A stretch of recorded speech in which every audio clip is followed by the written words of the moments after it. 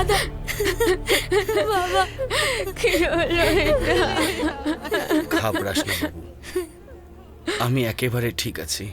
এই ব্যাপারটার খবর যেন বাইরে কারুর কানে না যায়। ছোট মালিক, একটা খবর আছে।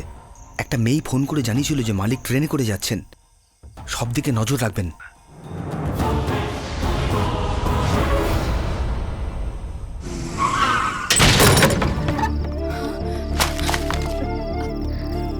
এই চটিটা পরেই তুমি আমাদের বাড়িতে এসেছিলে না?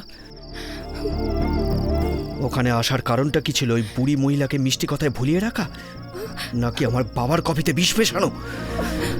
বলো।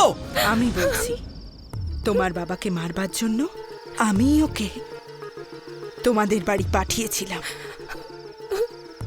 উনি মিথ্যে বলছেন তাই না? জবাব দাও, জবাব দাও।